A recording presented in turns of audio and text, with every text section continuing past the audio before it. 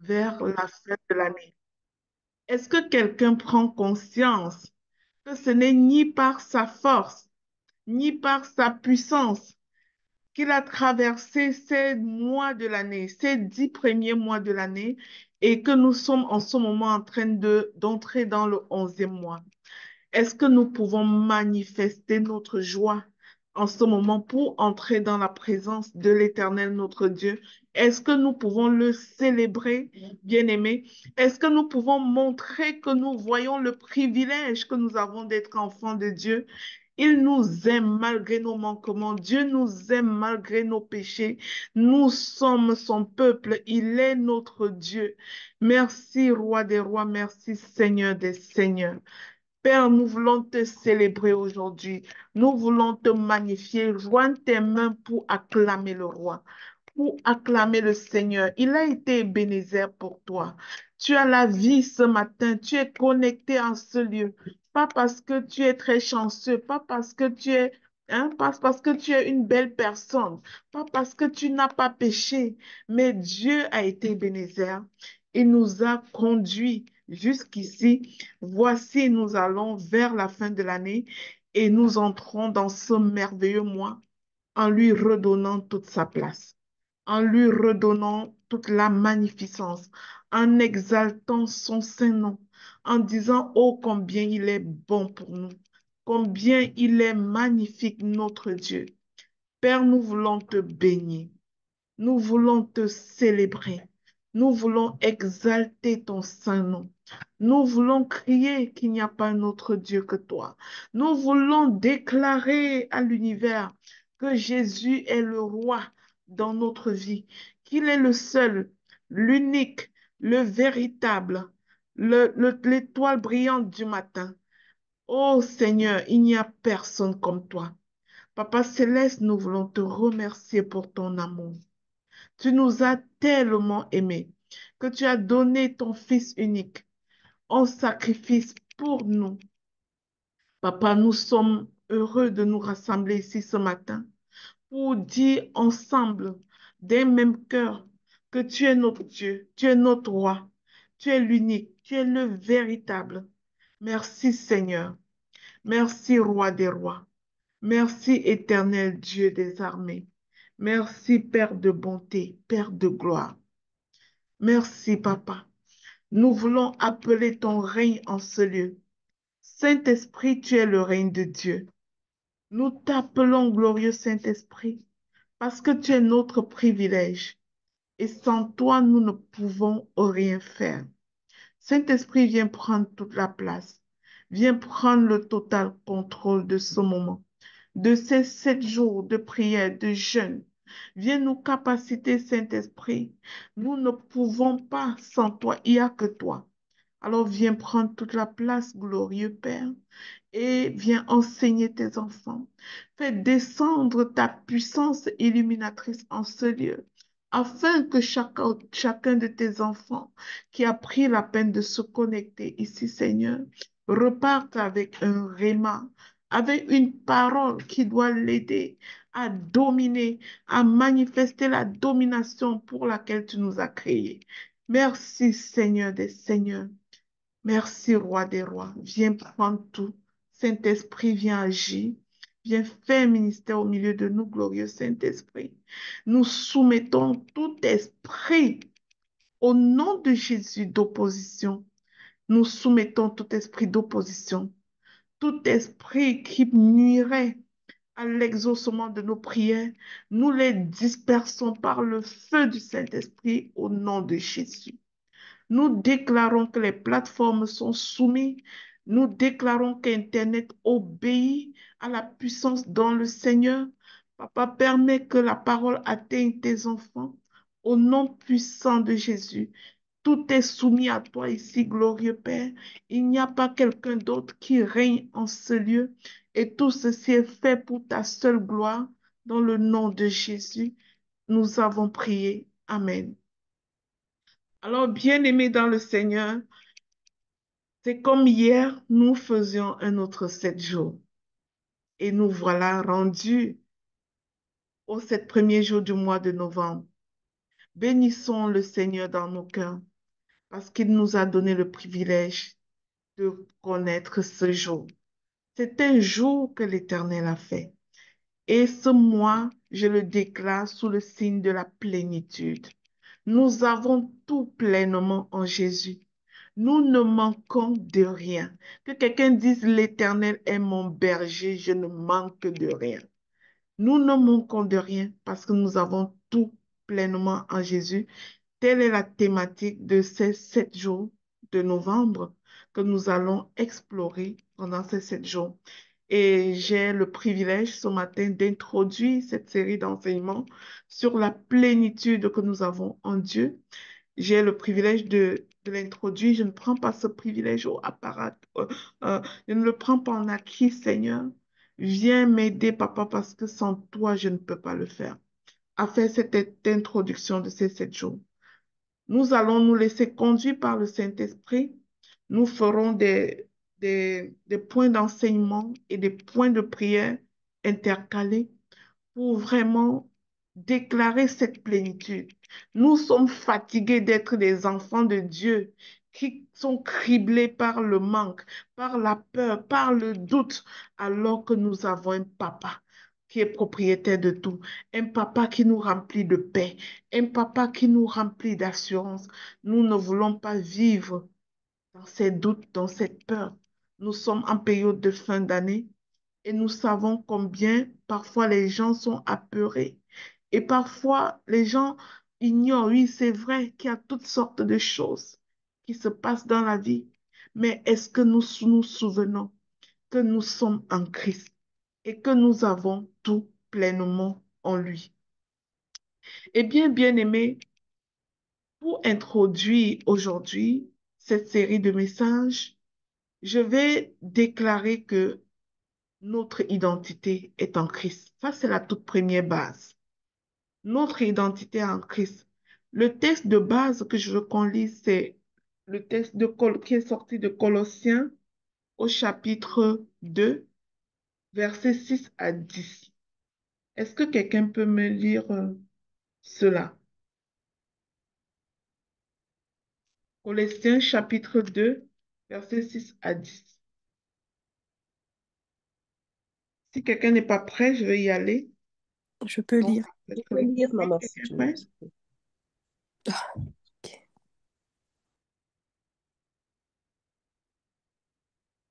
Je peux lire? Oui, s'il vous Bonjour, plaît. maman. Bonjour. Bonjour à tout le monde. Je vais lire Colossiens 2, versets 6 à 10. Je lis la parole. Ainsi donc, comme vous avez reçu le Seigneur Jésus-Christ, marchez en lui, étant enracinés et fondés en lui et affermis par la foi, d'après les instructions qui vous ont été données et abondez en actions de grâce.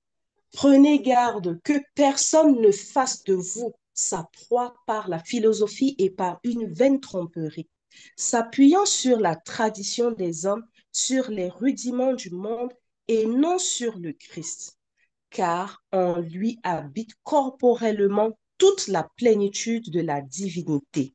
Vous avez tout pleinement en lui, qui est le chef de toute domination et de toute autorité. Amen. Amen. Merci beaucoup.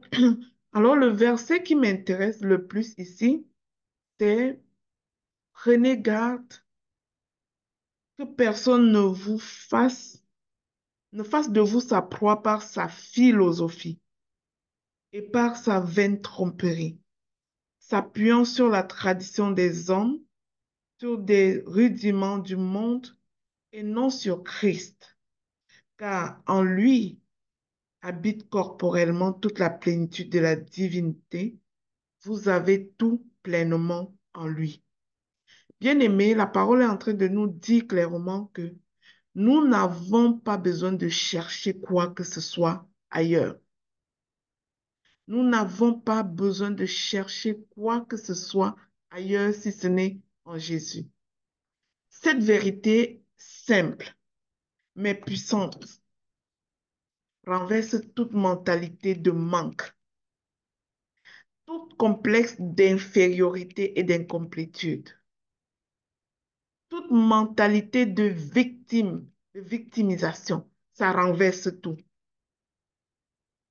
Trop souvent, nous cherchons à obtenir de Dieu ce que nous possédons déjà en lui.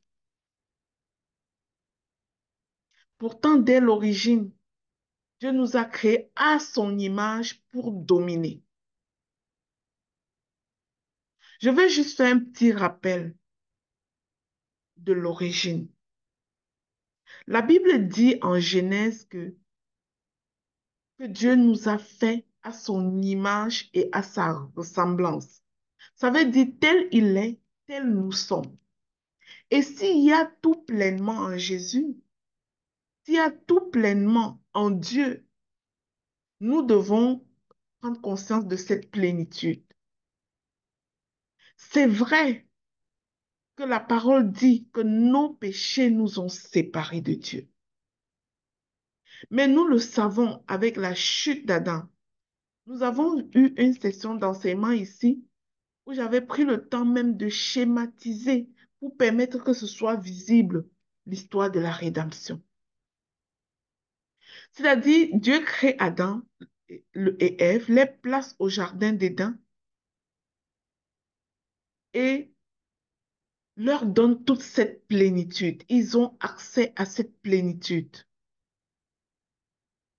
Mais à la création, il y a un ange de Dieu qui a été déchu bien avant toute chose et qui a été précipité sur terre.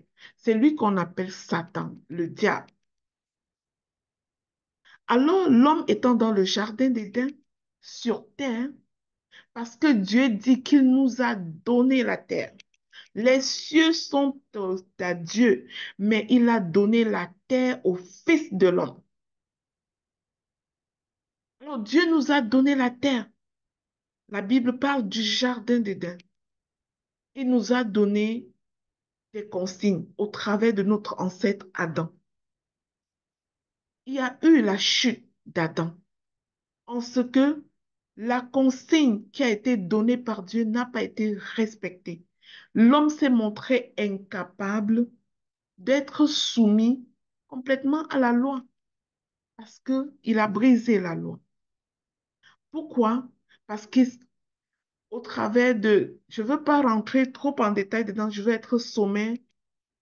L'ennemi a trompé par Ève et ils sont tombés. Du coup, ils ont perdu cette plénitude qu'ils avaient. Pourquoi? Parce qu'en obéissant à l'ennemi, plutôt qu'à Dieu, ils deviennent esclaves de l'ennemi. Bien-aimé, tu es l'esclave de la personne à qui tu obéis. Si tu es livré au péché, tu es esclave du péché. Si tu es livré à Christ, tu es esclave du Christ. Tu veux quel esclavage? Ça, c'est la question. Tu veux être livré à quoi? À Christ ou au péché? Donc, en ce temps-là, les premiers humains étaient donc devenus esclaves du péché, donc esclaves de Satan. Bien-aimé, le Père éternel qui nous aime, ayant vu cela, parce que l'homme était désormais condamné par son propre péché, l'homme n'était plus soumis à la souveraineté de Dieu, il a déclaré son indépendance et s'est allié plutôt à Satan. Le Père est par amour pour nous, il a fallu déployer l'œuvre de la rédemption, une opération sauvetage. Et le sauveur dans cette opération, c'est notre Seigneur Jésus-Christ. C'est pour ça qu'on l'appelle notre sauveur. Parce qu'il est venu pour cette opération sauvetage de nous, les hommes qui étions perdus. Et quand il est venu, il a tout donné. L'autorité que Dieu avait donnée entre les mains d'Adam et d'Ève et qu'ils ont transmis au diable par leur désobéissance, il a fallu que Christ arrive dans un corps d'homme qui se donne la légitimité d'agir sur terre en prenant un corps d'homme pour arriver sur terre, afin d'aller récupérer à Satan les clés du royaume que Adam lui avait transmis par sa désobéissance. Donc Christ est venu restaurer cette plénitude d'antan. Et quand il est venu pour cette opération de sauvetage, il a donné sa vie, il est descendu sous l'ombre de la mort, il a repris les clés de l'enfer, il est revenu et il nous a donné le droit de redevenir enfants de Dieu lorsque nous reconnaissons et que nous confessons qu'il est notre Seigneur, qu'il est notre seul Sauveur. Alors, bien aimé, je veux que tu comprennes, c'est très sommaire ce que je viens de dire. Ça peut être mieux expliqué que ça, mais le but de l'enseignement n'était pas ça. Mais je veux juste que tu comprennes que lorsque tu nais de nouveau, tu reçois la plénitude du Christ. Tu reçois la plénitude divine en Jésus. Nous sommes rachetés. En lui, nous sommes justifiés. En lui, nous sommes sanctifiés et adoptés comme enfants de Dieu.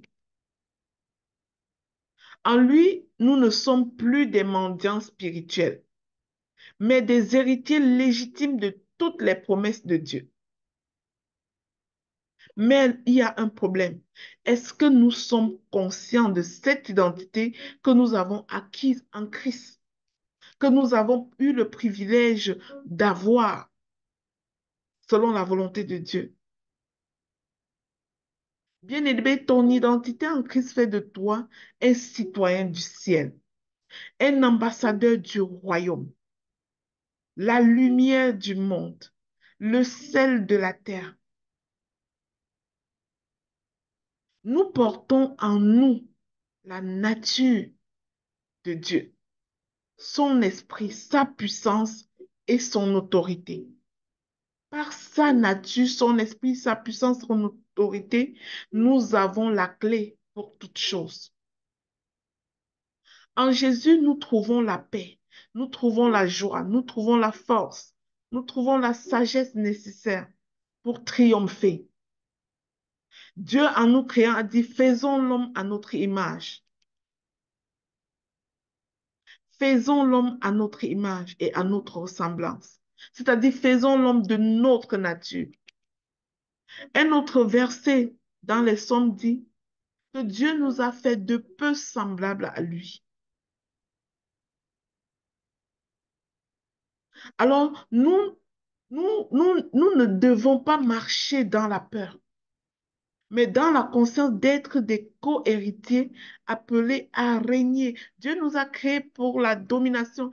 Il a dit qu'il nous a créés pour dominer. Multipliez-vous, dominez, assujettissez. Vous trouvez ça dans Genèse. Cette série d'enseignements que nous allons faire pendant ces 7 jours te rappellera que tu es déjà complet en Jésus. Tout ce dont tu as besoin se trouve dans ta relation avec Jésus. Quand ça va mal dans ta vie, question ta relation avec Jésus. En Christ, tu es restauré, bien-aimé, équipé et envoyé pour manifester sa gloire. Ce matin, je vais t'enseigner sur quelques points de prière et ensuite nous allons prier.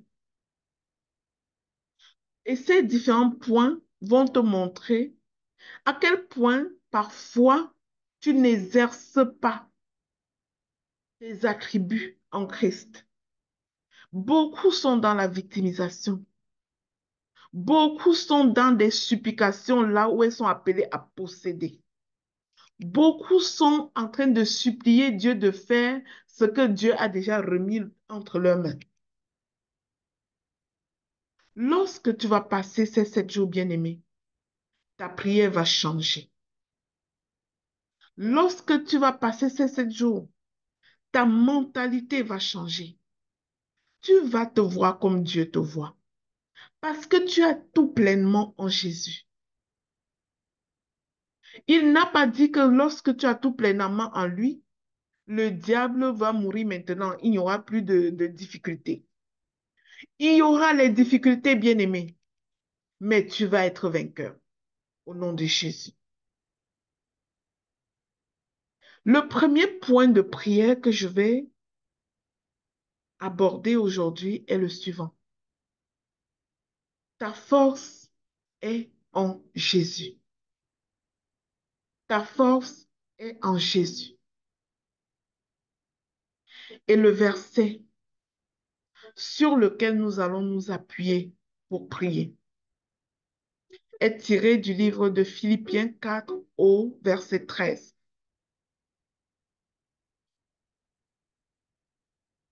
où il est écrit, je puis tout par celui qui me fortifie.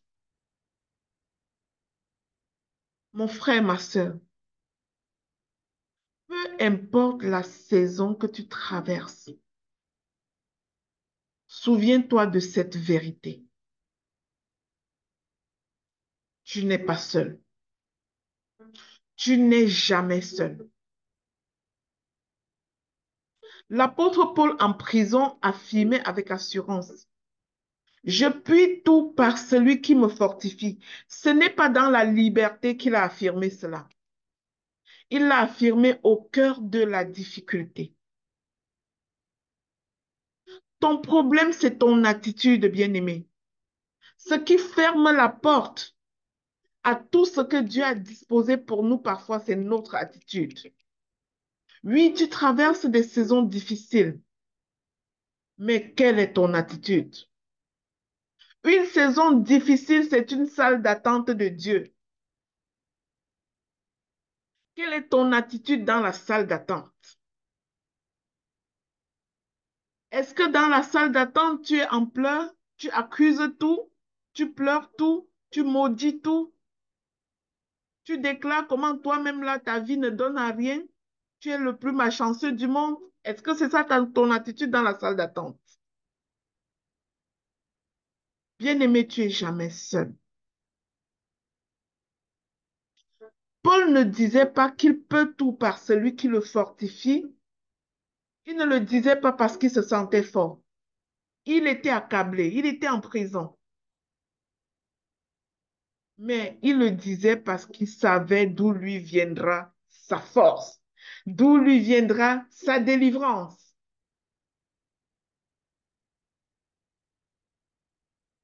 Tu comprends avec moi que ce verset n'est pas une phrase de motivation. C'est-à-dire, quand tu es au cœur d'une situation et tu dis, je peux tout par celui qui me fortifie, c'est pas juste une motivation, c'est une déclaration de foi. Tu es en train de dire à l'ennemi qui t'accable que je suis appuyé sur Jésus.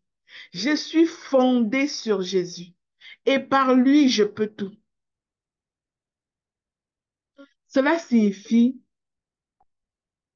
je peux tout affronter, tout surmonter, tout accomplir parce que Christ vit en moi.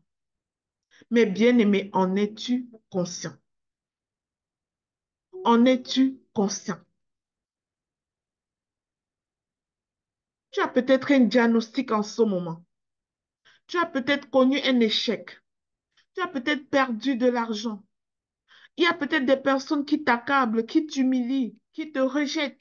Tu traverses peut-être des situations peu ou pas difficiles. Tu es peut-être en contexte de deuil.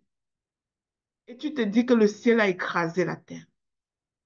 Mais Dieu te dit que ta force est en Christ. Parle à ces circonstances, bien-aimées. Si je sais qui je suis, relève ta tête parce que tu es plus forte que tu ne le crois. Si tu étais consciente que Christ que tu portes en toi est ta puissance. Bien-aimé, j'ai suivi un enseignement un jour où quelqu'un faisait une anecdote d'un d'un- d'un- d'un, d'un enfant de Dieu quelque part qui est dans une situation difficile, qui est accablé. et qui commence à crier, Jésus, sauve-moi, Jésus, sauve-moi, Jésus, sauve-moi. Et depuis qu'il criait, Jésus, sauve-moi, rien ne se passait.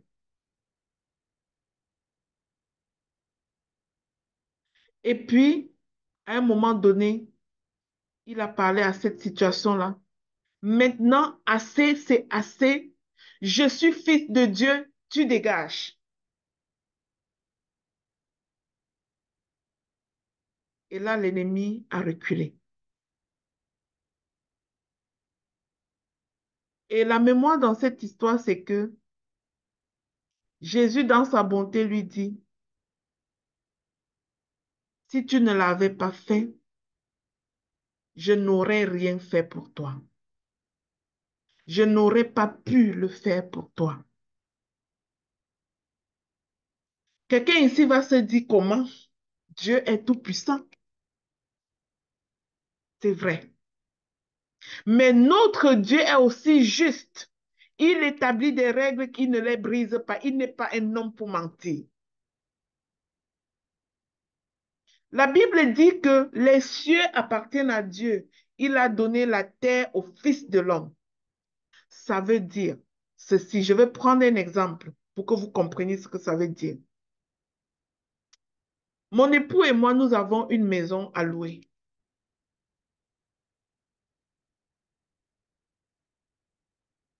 Et il y a un locataire dans cette maison.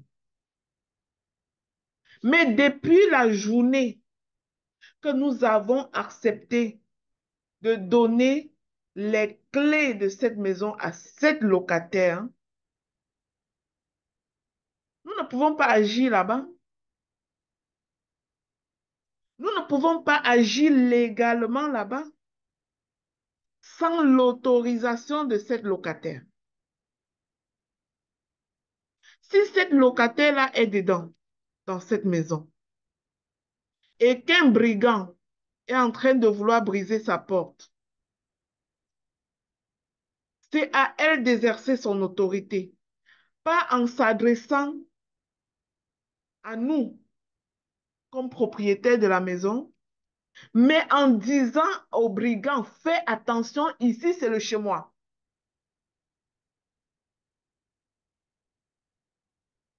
Si un imposteur arrive dans la maison où tu loues et veut prendre ce qui est à toi, veut voler ta santé, veut voler ton vêtement, veut voler ta voiture, tu ne vas pas commencer à appeler le propriétaire pour lui dire, s'il te plaît, papa Guy Roger, sauve-moi, sauve-moi. Il y a quelqu'un ici qui veut voler mon vêtement.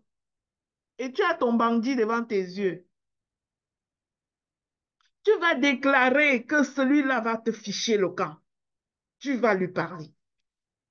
Alors, il y a certaines situations dans nos vies où nous ne prenons pas conscience que nous pouvons tout par celui qui nous fortifie. Il nous a donné l'autorisation. Nous pouvons l'exercer. Et là où nous devons exercer, parler à la maladie, que maladie pour le camp. Parler à je ne sais quoi, à l'endettement. Endettement, fous-moi le camp. Parler à toutes ces montagnes qui sont dans ta vie. Parfois, tu es là à pleurer. Oh Seigneur, viens faire, viens faire, viens faire. Là où il t'a donné la clé. Jésus te dit, tout est accompli. Tu n'as qu'à prendre. Maintenant, ne dis pas à Jésus, viens prendre à moi. Viens prendre pour me donner. Tu vois. Exerce ton autorité. Voilà comment nous avons tout pleinement à Jésus. Nous avons tout pleinement à Jésus et nous pouvons manifester ce tout si nous prenons conscience que c'est à nous de déclarer, d'aller chercher. Est-ce que quelqu'un comprend ça? Est-ce que quelqu'un comprend ce que ça veut dire? Alors, bien-aimés, ce matin, nous allons renverser les situations. Que quelqu'un dise, nous allons renverser les situations. Nous allons sortir de la mentalité de victime. Je veux que tu élèves ta voix derrière ton micro et tu pries, tu dis, je puis tout par celui qui me fortifie. Je parle à toutes les situations de ma vie. Nomme la situation qui t'accable, bien-aimé. Je ne sais pas si c'est l'endettement. Je ne sais pas si depuis que tu essaies de bâtir cette entreprise, rien ne marche. Je ne sais pas ce qui te dépasse en ce moment, au point où tu te sens comme démuni. Je ne sais pas. Arrête de voir la grandeur de ce problème et vois l'autorité que Dieu t'a donnée. Déclare que ma faiblesse devient ma force en novembre au nom de Jésus. Ma faiblesse devient ma force. J'exerce l'autorité que Christ a mis en moi. Je refuse la peur. Je ne refuse la peur parce que Christ vit en moi. Déclare que tu es inarrêtable, que Christ t'a donné l'autorité, que rien ne t'arrêtera ce mois de novembre. Parle à ces situations qui t'accablent. Exerce ce que Dieu t'a donné l'autorité d'exercer. Pour une fois bien-aimé, arrête de crier à Jésus de venir faire. Commence à le faire maintenant. Par l'autorité qu'il t'a confiée. Fais-le en disant que tu le fais au nom de Jésus. Il t'a mandaté. Déclare-le bien-aimé. Jésus marche avec toi. Il est en toi. Alors que tu le déclares, il le fera. Prie, déclare, confonds cet ennemi. Déclare que tu avances avec assurance, peu importe le vent. Que la tempête peut secouer, que les vents peuvent tonner, mais tu as celui qui est plus fort en toi. Alors parle à cette situation. Dis à cette situation que la grâce de Dieu te suffit. Dis-le lui, bien-aimé. Amen. Deuxième point d'enseignement. Bien-aimé, ton assurance est en Christ. Et le verset que je vais te montrer ce matin, c'est Jérémie 1, verset 8. Nous allons prier sur la base de ce verset. Jésus dit, dans Jérémie 1, verset 8, l'Éternel dit, ne tremble pas en leur présence. Bien-aimé, quelque part, ceci signifie que Dieu est conscient que l'ennemi est là. Dieu ne t'a pas promis qu'il tuera le diable demain. Il sait que l'ennemi est là et qu'il va être rusé. Mais lui, ton Dieu, te dit, ne tremble pas en leur présence. Ne tremble pas dans la présence de tes ennemis.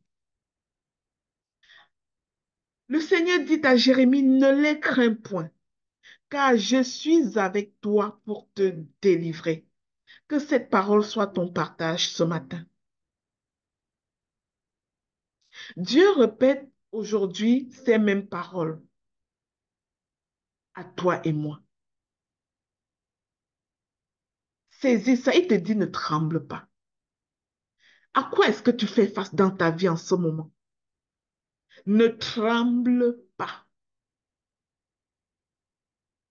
Ne laisse pas la peur des hommes, des regards ou des circonstances t'empêcher de marcher dans ton appel. Celui qui t'a envoyé est plus grand que ceux qui s'opposent. Il y a des gens ici qui ont des projets, des grands projets que Dieu les a mis à cœur. Mais ils sont en train de trembler devant ces projets-là comme une feuille. Est-ce que moi-même je suis capable? Est-ce que j'y arriverai? Est-ce que c'est fait pour moi? Si Dieu t'a mis ça dans le cœur, c'est parce que la prophétie est certaine et elle s'accomplira. Alors ne tremble pas. Celui qui t'a envoyé est plus grand que ce qui peut s'opposer à toi. Nous sommes tous porteurs d'une mission divine.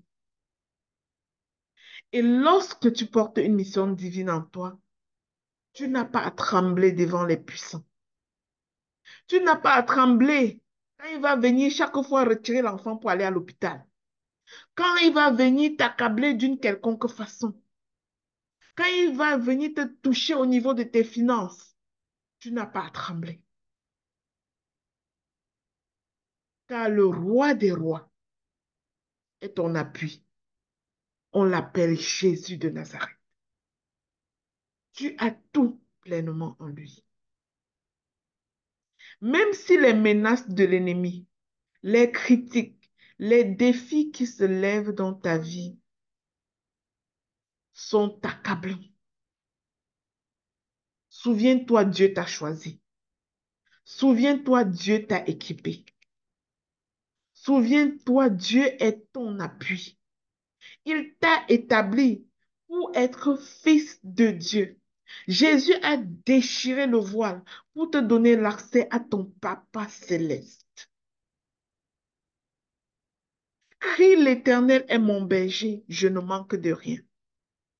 Quand tu fais ce cri, c'est par assurance. Ton assurance est en lui.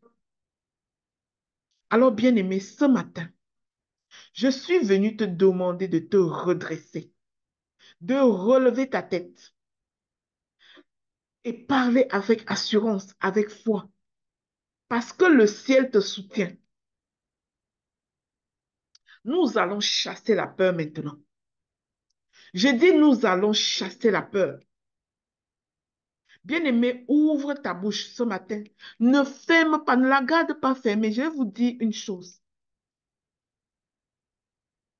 Ma plus grande délivrance dans ma marche avec Dieu a été de délier ma langue pour pouvoir parler comme vous me voyez parler là. Je ne disais rien. J'étais celle qui regardait. J'étais celle qui priait dans sa tête. Autrefois, je vous ai déjà tous partagé l'audio de mon livre qui est mon témoignage de foi. Voilà pourquoi pour moi, pouvoir délier sa langue, pour prier à voix audible, pour parler à Dieu, pour déclarer sur ta situation, c'est toute une délivrance et je sais que c'est le problème de beaucoup. Est-ce qu'il y a quelqu'un ici qui a la difficulté à ouvrir sa bouche et prier? Et même si tu veux prier, tu es livré à des récitations, récitations. C'est comme si tu n'avais rien comme à dire à Dieu en fait. Pourtant, tu es accablé. Si tu es dans ce cas, j'aimerais que tu sois délivré de ça ce mois de novembre. Bien aimer une bouche fermée, c'est une destinée fermée. Alors je vais te dire de déclarer que j'ai tout pleinement en Jésus, je ne tremblerai devant personne. Dieu est avec moi. Au cœur de cette maladie qui t'accable, dis je ne tremblerai pas. Dis je ne mourrai pas. Déclare que 1000 tombent à gauche, 10 000 à droite. Je garde l'assurance parce que je ne serai pas atteinte. Ma force vient du Seigneur et non des hommes. Déclare-le. Parle à cette chose qui t'accable. Regarde cette chose dans les yeux et dis-lui, rien ne m'intimide. L'Éternel des armées marche avec moi. Le Saint-Esprit de Dieu vit en moi. Je déclare que tu es vaincu. J'ai la victoire dans le nom de Jésus. Déclare cela au cœur même de la tempête. Bien-aimés, vous savez quand ça va bien dans nos vies. C'est trop facile de dire que ah, je crois en Dieu, je suis l'enfant de Dieu, j'aime Dieu et tout. Mais ta véritable foi en Dieu se mesure au cœur de la tempête. C'est dans la tempête que tu passes ton test de foi. Cette situation difficile, c'est au cœur de cette situation que tu passeras ton test de foi. C'est là qu'on saura si tu as vraiment confiance en Dieu. Est-ce que tu tombes dans la victimisation, dans la mentalité de victime? Est-ce que tu es dans la lamentation? C'est interdit de se victimiser, bien-aimé.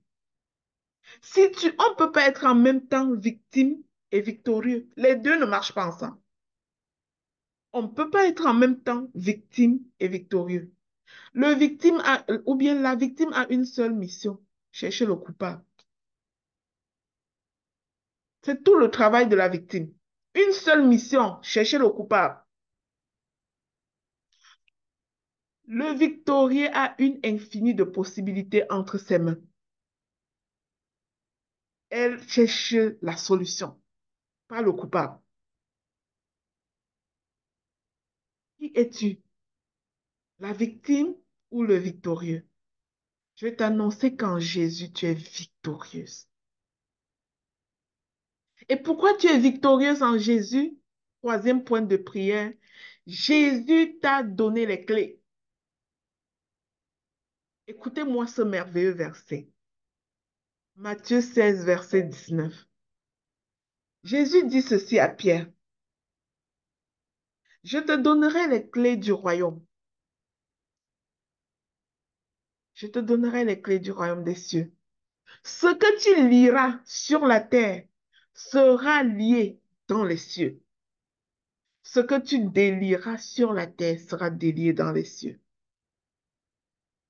Il y a une autre version de la Bible, je ne me souviens plus de quelle version, mais qui est plus explicite, qui dit, laissez-moi regarder ça, qui dit plutôt à la place, ça dit, je te donnerai les clés du royaume des cieux. Ce que tu autoriseras sur la terre sera autorisé dans les cieux. Ce que tu autoriseras sur la terre sera autorisé dans les cieux. Ce que tu refuseras sur la terre sera refusé dans les cieux. Bien-aimé, ça c'est la clé. Ces paroles ne sont pas seulement pour Pierre. C'est ta parole ce matin. Jésus dit à toi, Dorine, à toi, Sandra, à toi, Davila, à toi, Ariance, Anthony, Brigitte, Cédric, Christine. Il dit à toi, je te donnerai les clés du royaume. Il te l'a donné. Il le disait alors qu'il marchait encore avec Pierre. Mais il l'a accompli à la croix, lui donnant effectivement ces clés du royaume. Il nous l'a donné. Les clés représentent quoi? Son autorité spirituelle. C'est cette autorité spirituelle que le Seigneur accorde à ceux qui marchent dans la foi et l'obéissance. Bien-aimé, tu n'es pas appelé à subir les circonstances, mais à régner spirituellement. Jésus te donne les clés pour ouvrir les portes fermées, pour délier ce que l'ennemi a lié, enchaîné dans ta vie. Qu'est-ce qui est enchaîné? Il y a des personnes qui me disent, Maman Lina, je me bats pour tout faire. Il y a le sentiment que je suis enchaînée, qu'il y a des chaînes qui me tiennent dans mes pieds. Tout ce que je fais, je ne réussis pas. Tout ce que je commence, je ne termine pas. Je vous ai déjà dit que la discipline était spirituelle. Si tu commences tout et tu ne termines pas, brise-moi ces chaînes. Dieu t'a donné les clés pour faire descendre le ciel sur terre. C'est pour ça que tu pries en disant, que ton règne vienne, que ta volonté soit faite sur la terre comme au ciel. Pour que sa volonté soit faite sur la terre comme elle est faite au ciel, tu as besoin d'utiliser la clé. Jésus nous l'a donnée. Tu n'as pas besoin de dire à Jésus, Seigneur Jésus, guéris-moi. Seigneur Jésus, guéris-moi. Ne t'adresse pas à Jésus, adresse-toi à la maladie. Demande à la maladie de déguerpir dans le nom de Jésus. Jésus t'a donné le droit de parler à la maladie en son nom. Il t'a donné le droit, c'est-à-dire il t'a mandaté. Vous savez, vous envoyez un enfant chez le boutiquier d'aller acheter du pain pour le déjeuner. L'enfant arrive chez le boutiquier, il appelle maman, maman, s'il te plaît, viens acheter le pain. Est-ce que ça fait du sens? Tu l'as déjà mandaté. Tu lui as déjà donné la clé qui achète le pain, l'argent. Il n'a pas besoin de t'appeler là-bas. Il a juste besoin d'exercer au nom de maman l'autorité. Jésus nous a donné l'autorité. Et là où l'ennemi nous trompe, c'est que nous ne connaissons pas notre identité, nous ne connaissons pas ses attributs et nous ne l'exerçons donc pas. Parfois, nous connaissons et comme notre langue est collée, nous ne l'exerçons pas. Si tu es comme moi avant, tu ne peux pas toi prier et parler, tu penses la prière dans ta tête. Mais l'ennemi n'écoute pas tes pensées. L'ennemi écoute ce que tu as dévoilé. Ceci doit délivrer quelqu'un ici aujourd'hui. C'est pour ça que lorsque tu dévoiles tes projets avant le temps, l'ennemi peut capturer et faire anéantir tes projets. Parce qu'il écoute ce que tu as dit. Ce que tu n'as pas encore dit, il n'a pas encore écouté. Ça veut dire, quand tu es face à ton ennemi, quand ça va mal dans ta vie, tant que tu ne déclares pas, l'ennemi ne peut pas fuir, il va jouer encore dans ta vie. Mais si tu lui dis au nom de Jésus, maintenant assez, c'est assez, je te chasse, il va entendre parce que tu as parlé. Donc, quand tu es un enfant de Dieu qui pense la prière dans sa tête là, tu es un candidat, tu es le ballon de l'ennemi, tu es le ballon du diable. Il va jouer pas comme ça, jouer pas là-bas. Parce que tu ne parles pas. J'étais comme ça. Je priais dans ma tête.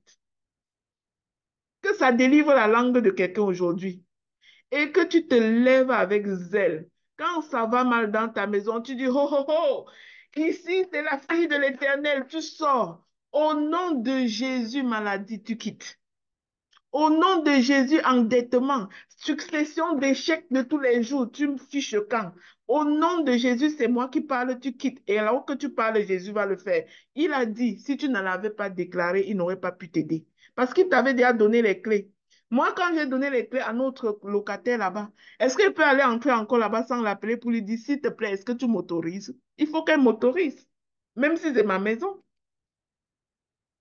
Le ciel est à Dieu. Il a donné la terre au Fils de l'homme. Fils de l'homme, domine sur terre.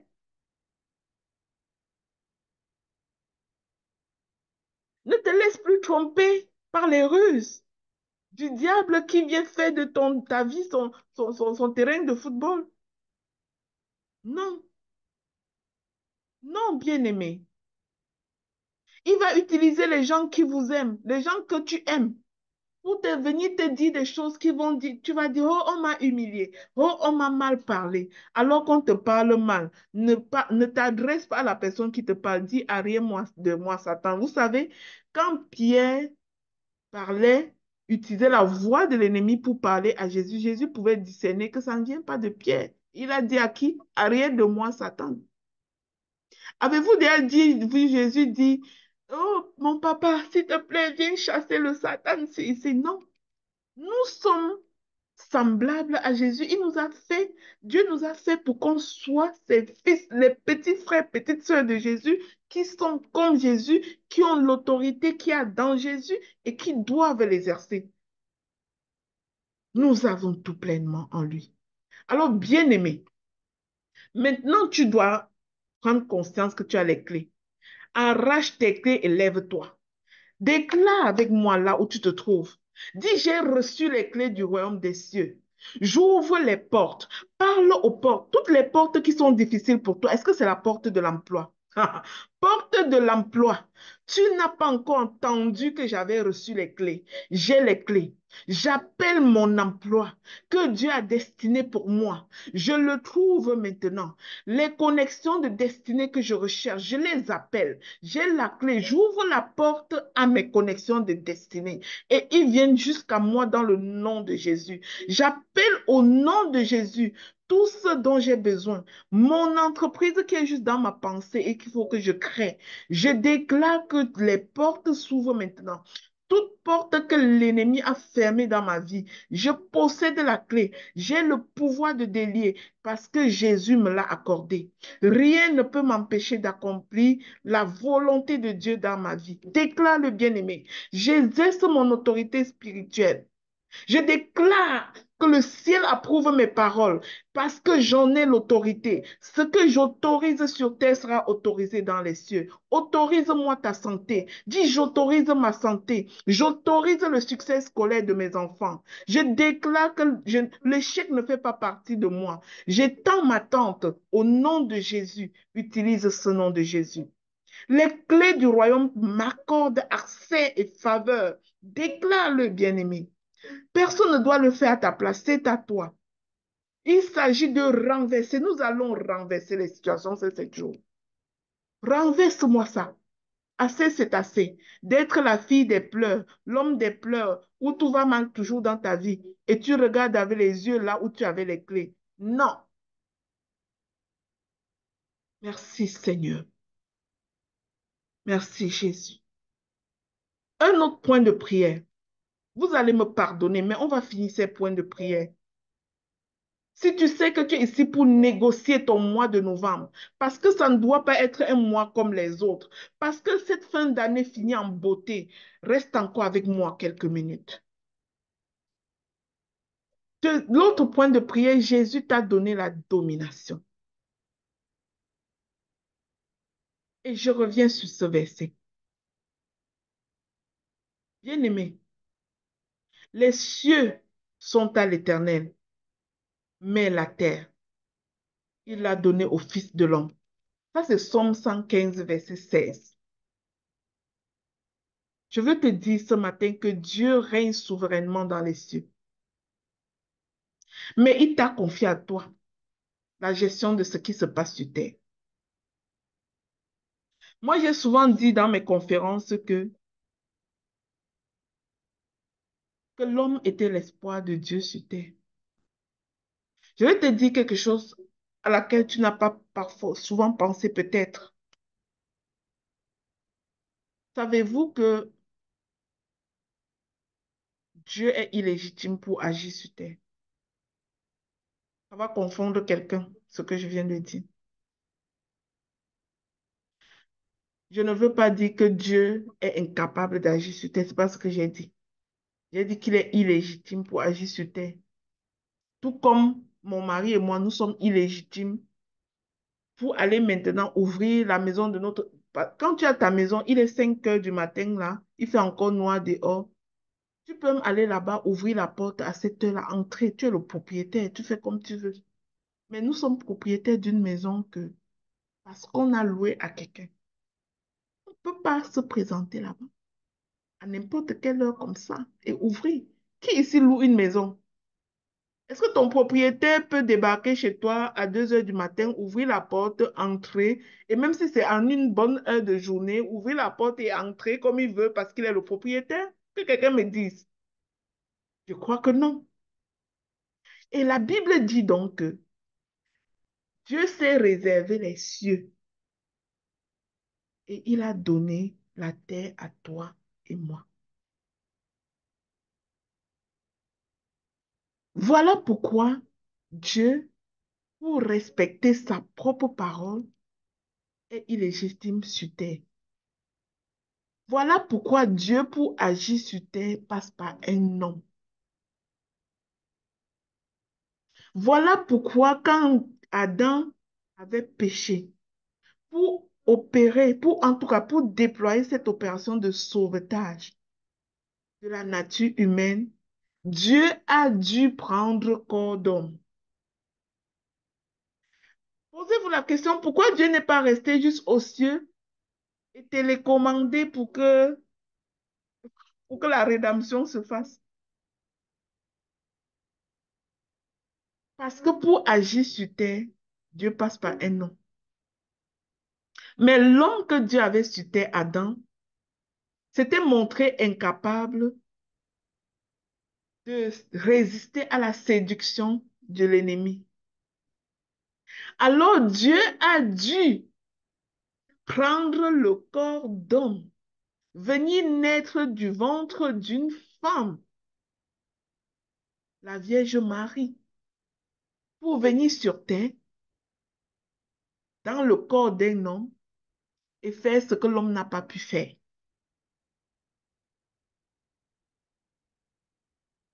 Et lorsque Jésus l'a fait, il a pris le temps d'enseigner, de faire comprendre ça à ses disciples.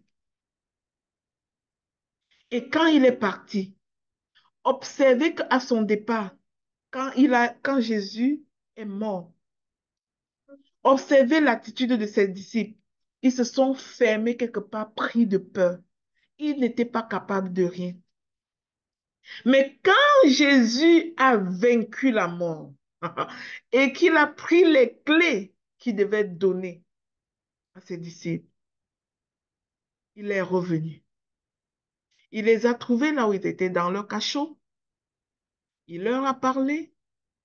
La Bible dit qu'il les a retrouvés là, à la chambre haute où ils étaient tout enfermés. Il a promis quoi? Qu'il va partir, mais qu'il va envoyer le Saint-Esprit. Il est allé, il est monté. La Bible dit qu'il est monté, s'asseoir à la droite du Père. Bien-aimé, Jésus que tu appelais au ciel, il était venu agir. Il a agi. Il t'a donné le Saint-Esprit. Il t'a donné la puissance. Et il est reparti au ciel. Et sa puissance demeure en toi. Il veut que tu l'exerces. Et quand tu es accablé, au lieu de l'exercer, tu appelles Jésus. Exerce la puissance au nom de Jésus. Pas à ton nom, mais au nom de Jésus.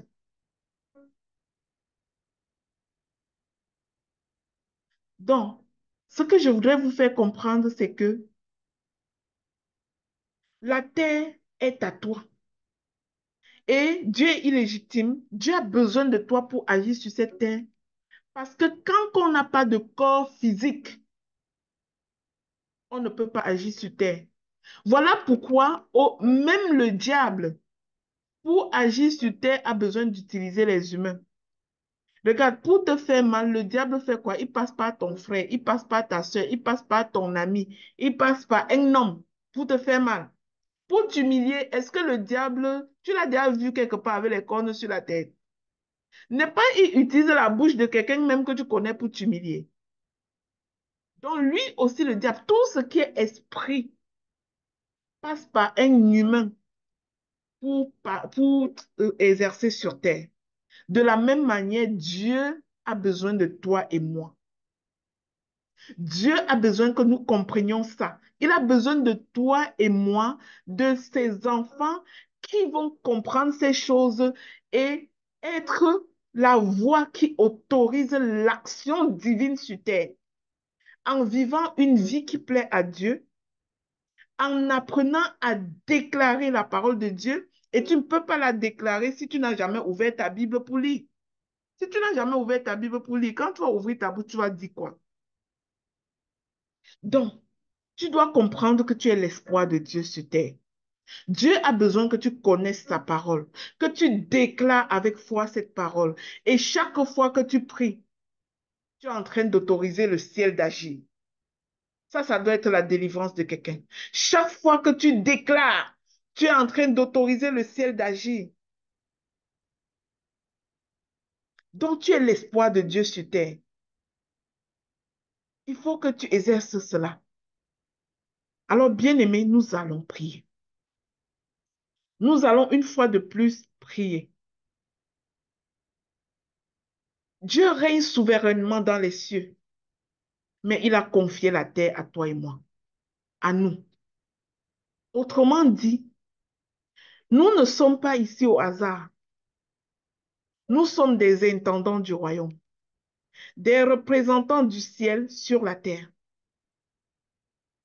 Le Seigneur t'a placé ici, bien-aimé, pour manifester sa volonté, pour exercer son autorité au nom de Jésus, pour faire briller sa lumière là où il y a les ténèbres. C'est pour ça que tu es là. Mais beaucoup d'entre nous, beaucoup de chrétiens, attendent que Dieu fasse tout.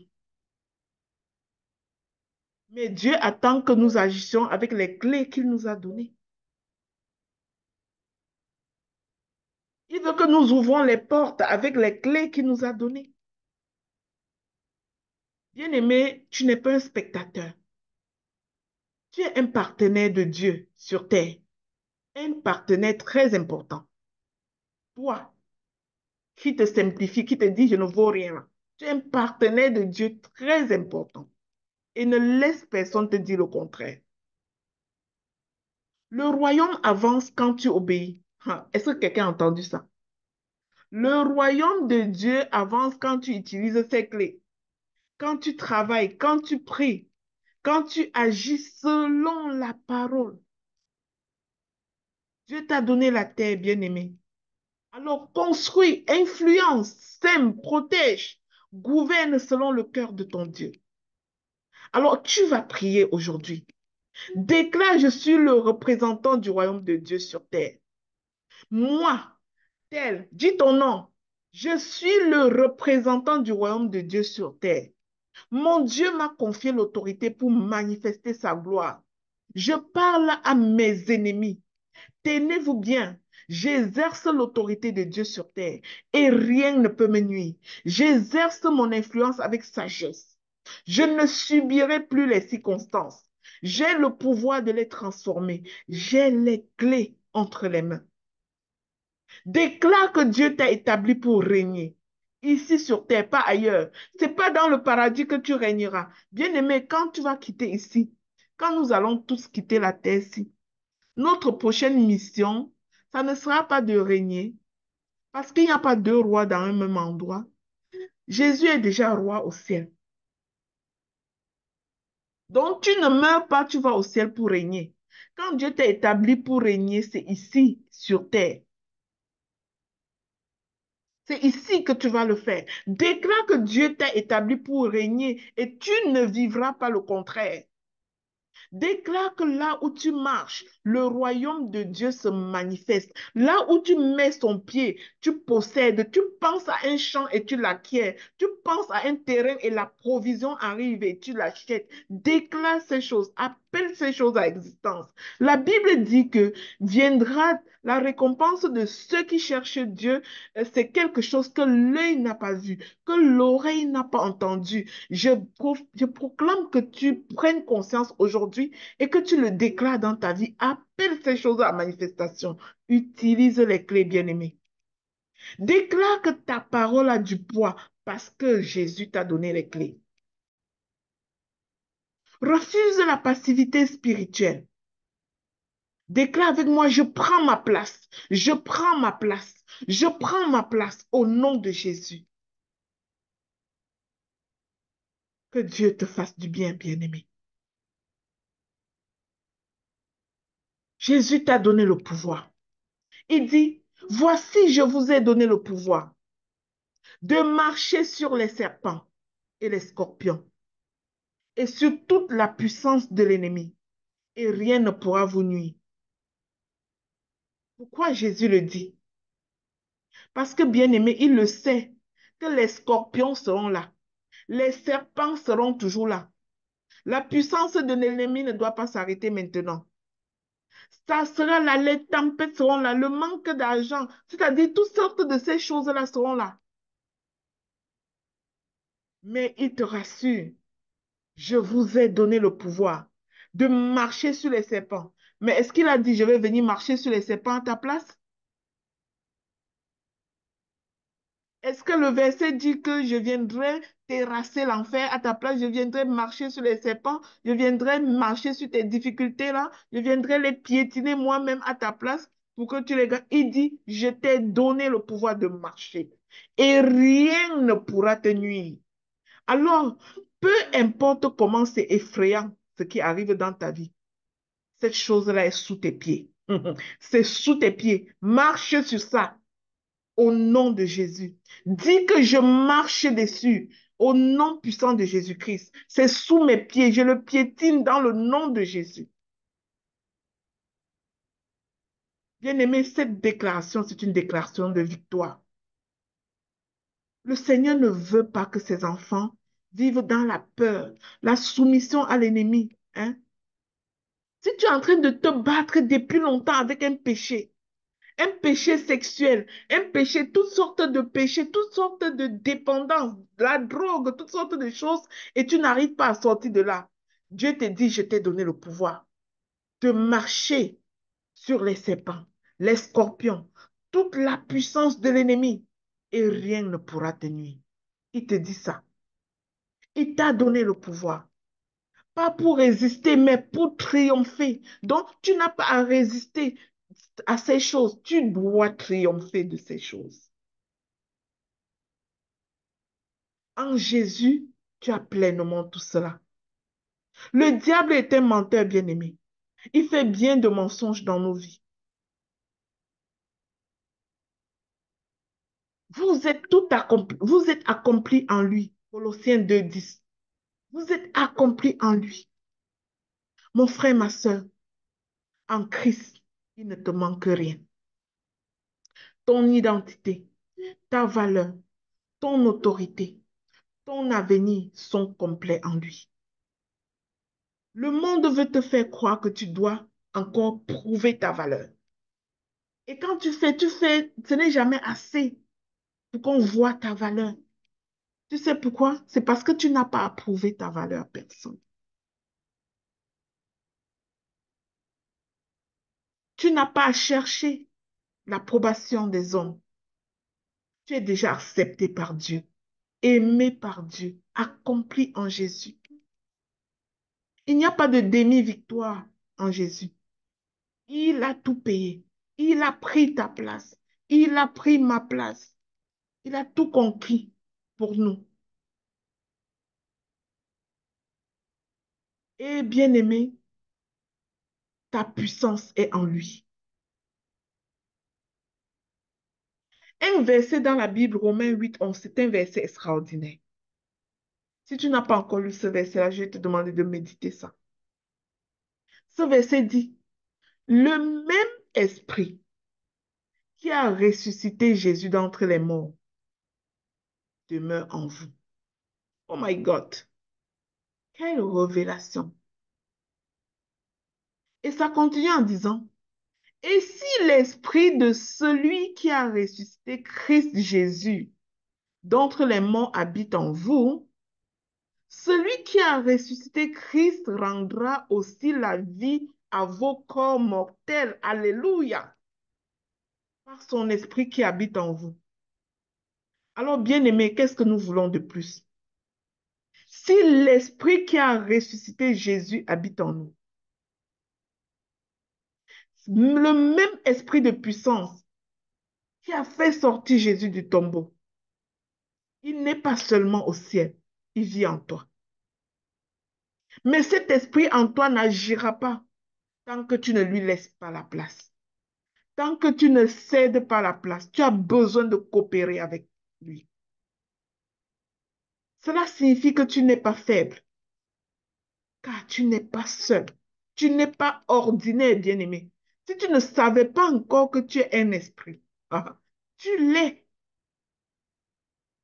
En toi réside la puissance de résurrection, capable de relever ce qui semblait mort, de réveiller ton courage qui était mort, de réveiller ta santé, de redonner vie aux organes gâtés de ton corps, de réveiller ta foi, de raviver tes rêves. C'est ce que nous appelons le Saint-Esprit. Ce que le monde dit, fini, le Saint-Esprit le fait revivre en toi.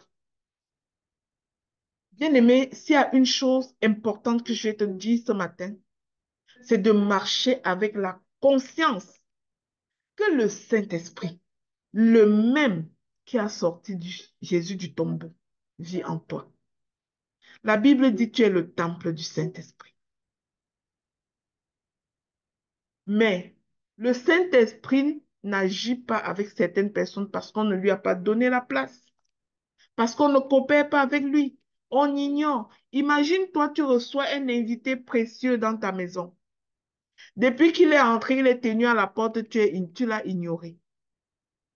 Même s'il venait faire quoi, est-ce qu'il va donc le faire? Est-ce que tu l'as accueilli? Est-ce que tu es conscient qu'il est là? Est-ce que tu l'as laissé faire? Est-ce que tu l'as traité comme la personne précieuse qui est arrivée chez toi? Alors, bien-aimé, nous allons prier. Je te prie de délier ta langue et de déclarer avec foi, je suis le temple du Saint-Esprit. Ma foi est vivante. Ma vision qui était morte, ma foi qui était morte est renouvelée maintenant. ma santé, mon cœur qui ne fonctionne pas bien, les gens qui ont l'hypertension, là, mon cœur qui ne fonctionne pas bien, mes reins qui ne fonctionnent pas bien, mon foie qui ne fonctionne pas bien. Je déclare établi que le même esprit qui a ressuscité Jésus des morts ressuscite ses organes en moi maintenant. Dieu est capable de me télécharger un nouveau cœur, un nouveau foie, une nouvelle foi, un nouveau foie, on va dire, un nouveau règne. Dieu est capable de renouveler les cellules brisées en moi. La vie de Dieu circule dans tout mon corps. Le sang qui circule dans mes veines, c'est le même sang de Jésus. Aucun pouvoir des ténèbres ne peut résister à l'esprit qui habite en moi. Déclare-le avec foi, bien-aimé. Je suis revêtu de la puissance d'en haut, la même puissance qui a réveillé Jésus des morts. Et rien ne peut me nuire. Déclare-le. Et Jésus dit donc finalement, en Jean 7, verset 37, si quelqu'un a soif, qu'il vienne à moi et qu'il boive. Celui qui croit en moi, des fleuves d'eau vive couleront de son sein. Bien-aimé, cette invitation est urgente et s'adresse à ceux qui ont tout. Je dirais, elle ne s'adresse pas à ceux qui ont tout, mais à ceux qui ont soif. Si tu es ici et que tu es conscient que tu n'as pas tout, que tu as soif de ton Dieu, tu as soif de la paix, tu as soif du sens, tu as soif de l'amour, tu as soif de Dieu, tu as soif de pouvoir juste avoir de quoi nourrir tes enfants. Tu as soif de la santé. Peu importe, si tu reconnais que tu as soif, Jésus te propose de venir à lui. Et lui, il ne te pose pas une goutte, mais des fleuves d'eau vive, il te propose. Une vie remplie du Saint-Esprit. Il te propose une vie de joie et de puissance. Bien-aimé, tu n'as pas besoin d'avoir tout compris. Tu as juste besoin de venir à lui. Si ton âme est fatiguée, si ton cœur est vide, si tu sens un vide en toi que tu sais comment combler, bien-aimé, ne résiste pas à son appel. Jésus t'a tendu la main. Il a tout en lui et en lui, tu as tout pleinement.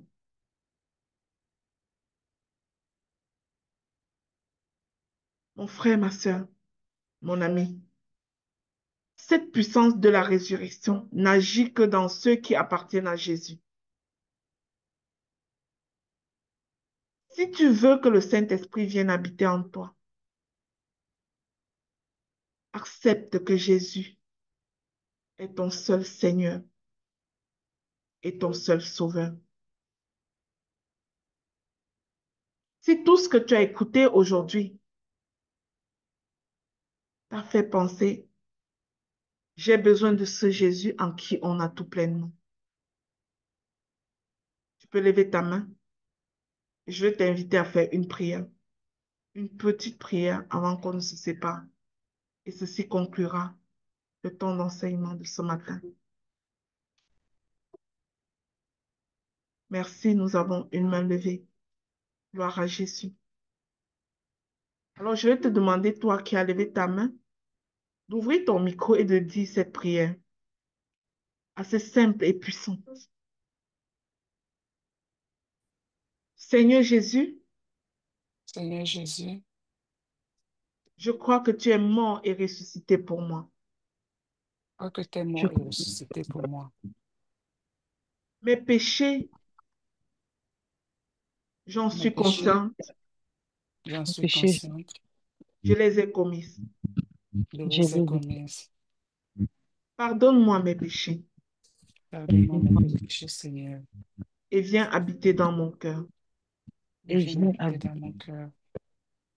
Je te reçois comme mon Seigneur et mon Sauveur Je Je te reçois comme mon reçois. Seigneur et mon Sauveur, Remplis-moi de ton Saint-Esprit, remplis-moi de ton Saint-Esprit, afin que je vive dans ta puissance et ta sainteté. afin que je vive dans ta puissance et Ta ta puissance. sainteté. À partir d'aujourd'hui, À partir Partir d'aujourd'hui. d'aujourd'hui, je marche dans la vie du ressuscité. je marche dans la vie du ressuscité. Je suis ambassadeur du royaume sur terre. Je suis Je suis en ambassadrice du royaume sur terre. Amen. Amen. Amen. Amen. Amen. Amen. Gloire à Jésus. Merci.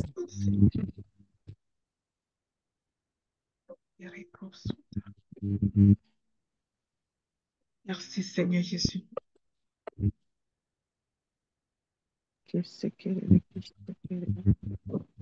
Amen. Amen. Jésus, Gloire à Dieu. Jésus, Jésus, Dieu élevé.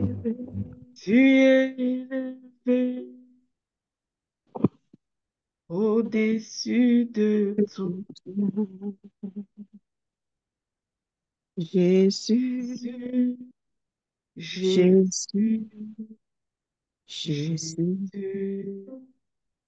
Jésus, tu es élevé au-dessus de élevé. tout. Oui, Seigneur, nous te bénissons, nous te rendons grâce pour cet enseignement qui a coulé jusqu'à dans nos veines, dans nos cellules. Merci, Seigneur, pour la parole qui s'est déversée. J'aimerais chanter la grandeur de notre Dieu. Et tout au long de l'enseignement, Maman Lina a parlé de la grandeur de Dieu. Tout ce qu'il fait est bon. Et il nous a donné par l'autorité de marcher sur toute la puissance de l'ennemi. Alors moi, je vais chanter pour reconnaître sa grandeur et sa beauté dans nos vies, quel que soit là où tu es, la dimension à laquelle tu te trouves dans ta situation. Sache que Dieu est grand plus que tout. Combien Dieu est grand. Oui, combien Dieu est grand. Le roi dans sa beauté, vêtu de majesté. La terre est dans la joie. La terre est dans la joie. Si la terre est dans la joie, regarde comment sa gloire nous resplendit. Sa gloire nous resplendit. L'obscurité s'enfuit au son de sa voix. Au son de sa voix. Tu chantes avec moi. Combien Dieu est grand. Chantons-le combien,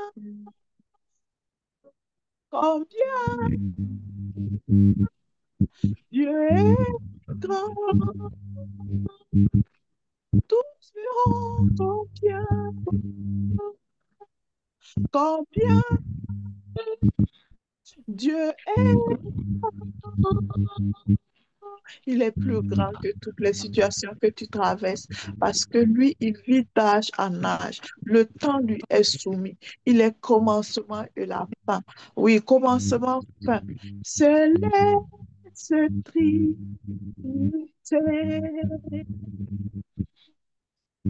Dieu d'éternité. Il est l'agneau divin. Il est l'agneau divin. Combien Dieu est grand. Chantons-le. Combien, combien puis Dieu est grand. Tous verront combien, oui, combien Dieu est grand. Oui, Seigneur, merci pour ta grandeur dans nos vies. Merci de nous permettre de te donner, Père, la première place, car ta puissance agit en nous. Nous chanterons toujours de gloire en gloire avec toi. Tu es digne de louange, tu es digne d'être célébré, tu es digne d'être élevé. Merci, Seigneur. Au nom de ton Fils Jésus-Christ, nous avons prié. Amen, amen, amen. Merci beaucoup, Maman Lina. Sois abondamment bénie. Je remets. Amen. Merci beaucoup, Maman Epiphanie. Je vais laisser le micro si quelqu'un veut parler. Si tu veux rendre grâce à Dieu, quoi que ce soit, eh bien, c'est le temps de parole libre. Oui, Sandrine.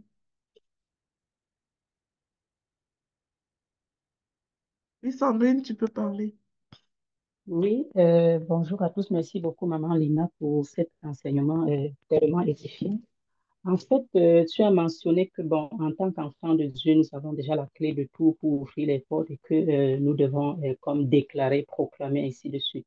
Et ma question est de savoir, c'est à quel moment qu'on doit faire des prières de supplication comme mentionné dans Philippiens 4:6, où on dit, ne vous inquiétez de rien, mais en toute chose, faites connaître vos besoins à Dieu par des prières et des supplications. Donc, j'aimerais savoir à quel moment est-ce que les prières de supplication sont importantes. OK.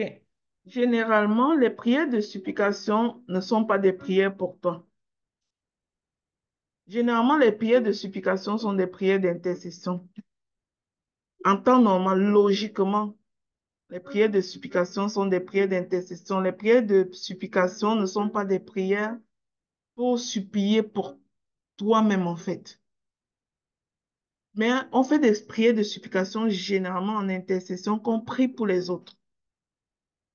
Maintenant, quand tu fais des prières, si tu pries, la partie des prières de supplication, c'est quand tu pries pour tous les membres de ta famille, pour tes enfants, pour ci, pour ça. Mais après, maintenant, quand tu as une situation où tu es consciente que là, c'est quelque chose qui est en train de s'opposer à mon identité. La parole de Dieu dit par exemple que par les meurtrissures de Jésus, nous sommes guéris.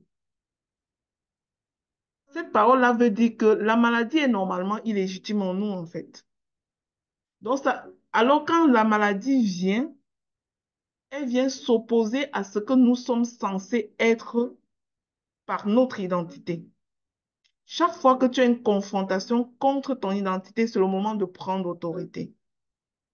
Quelque chose qui vient opposer. Si Dieu dit que tu marches dans la victoire et chaque fois tu vois que c'est une série d'échecs répétés, répétés à n'en plus finir dans ta vie, ben, c'est plus l'heure de faire des supplications en fait. Ça prend beaucoup de discernement pour comprendre que ton identité, tu as attaqué au niveau de tes fondations en fait.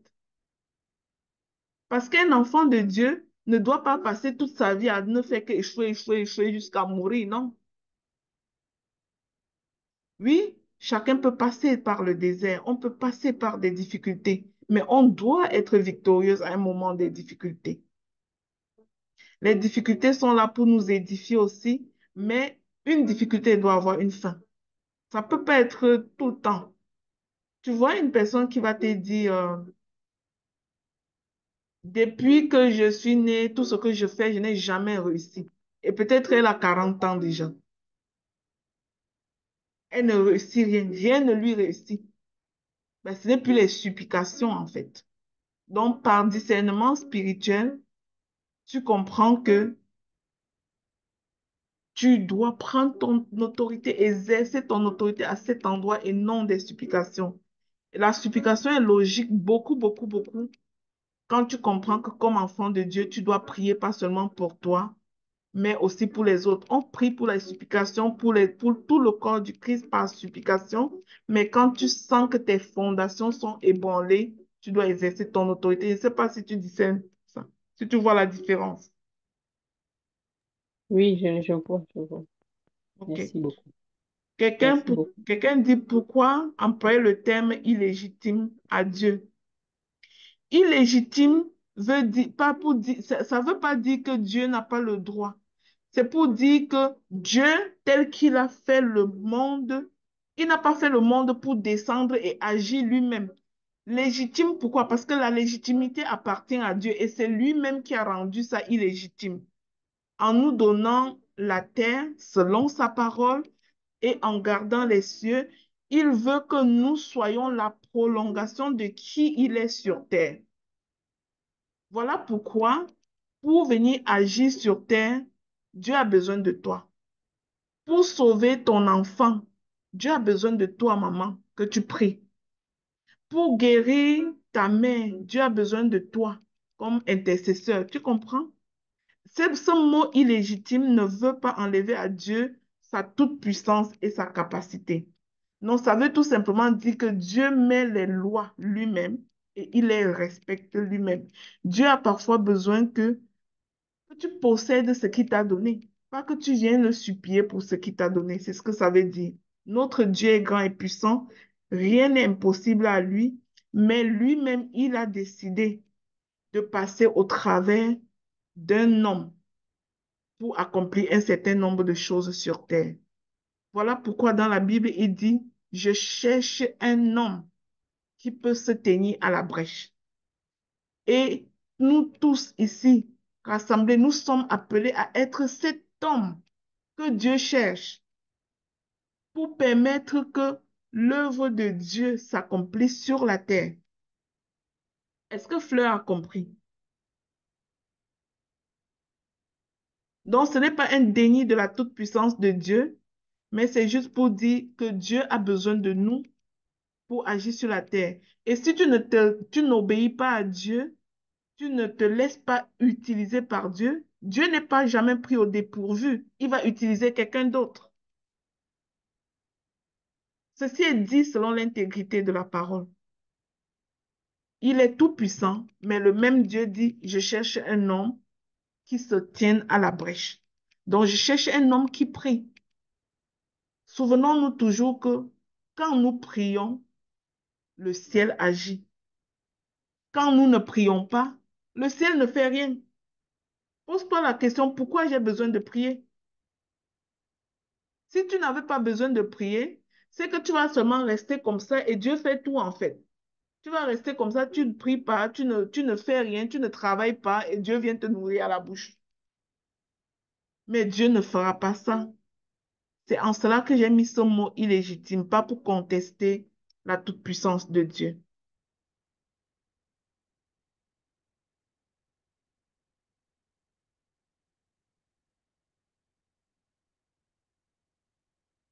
Il faut que tu sois à l'aise avec ce mot, Fleur. Tout esprit, tout ce qui est esprit est illégitime sur terre. Tout ce qui est esprit passe par un homme, par un corps d'homme pour agir. Notre Dieu, s'il n'y avait pas tous ces enfants de Dieu qui prient, s'il n'y avait pas tous ces enfants de Dieu qui veulent obéir à Dieu, qui acceptent d'obéir à Dieu pour que les choses se passent. Imagine quand Dieu a sorti le peuple d'Égypte. Il a fallu quand même que Aaron et Moïse obéissent pour que cela soit rendu possible. Donc, je suis sûre, Fleur, que Dieu t'a mandaté pour l'obéir à un certain niveau pour qu'une certaine chose que lui, Dieu, veut accomplir sur terre se fasse. Et tant que tu n'acceptes pas d'obéir à Dieu pour jouer ce rôle-là, tu es en train de fermer la porte à cette possibilité-là. Et pour que Dieu le fasse, il va falloir qu'il passe par quelqu'un d'autre si toi, tu ne le fais pas. Voilà, c'est ça tout simplement. Est-ce que ce sera tout pour aujourd'hui? Que Dieu vous bénisse, bien-aimés. Soyons comblés dans le Seigneur. Revenons demain pour un autre temps de partage de la parole de Dieu. Et laissons cette parole travailler en nous. Que Ceci nous pousse à vouloir obéir à Dieu, coopérer avec Dieu pour que le royaume de Dieu marche. Vous savez, la Bible dit, il faut que tout le monde vienne à Christ. Dieu veut que tout homme soit sauvé. Et ils sont sauvés s'ils écoutent la parole de Dieu. Maintenant, la Bible dit, mais si aucun homme ne prêche, comment ces hommes-là seront sauvés? Tu comprends? Donc Dieu, même si Dieu a fait sa parole, notre Dieu ne viendra pas prêcher lui-même. Il ne viendra pas ici partager la parole lui-même. Ce que tu peux faire dans ton environnement, Fleur, dans ta maison, partager la parole de Dieu à tes frères, à tes sœurs, pour qu'ils connaissent Dieu, bah, Dieu ne descendra pas lui faire lui-même. Voilà pourquoi Dieu a besoin de toi. Il a besoin de toi parce qu'il ne le fera pas légitimement, selon sa propre volonté. Il t'a donné cette possibilité de faire à son nom. Et nous ne le faisons pas à notre nom, mais à son nom. Il t'a donné la possibilité de faire ces choses à son nom. Merci à vous. Que Dieu vous bénisse. Retrouvons-nous demain pour notre deuxième jour. Respectons nos mesures de jeûne que nous avons prises et que le Seigneur nous enseigne pendant ces 7 jours, tous et chacun. Soyons bénis.